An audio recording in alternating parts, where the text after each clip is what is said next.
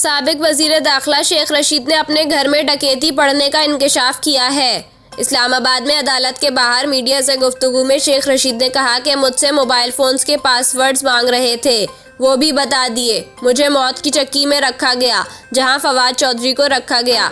मुझसे केस के बारे में तफ्तीश नहीं की गई। मुझे पैट्रियाट सियासी जमात बनाने का कहा गया।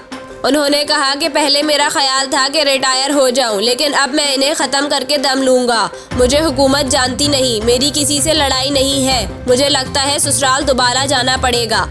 मुझ पर करप्शन का केस साबित हो तो खुद को फांसी चढ़ा दूंगा। साबिक वजीर का कहना था कि आज अदालत से दरख्वास्त की, हमारे घर में डकैती हुई, 7 लाख रुपए ले गए।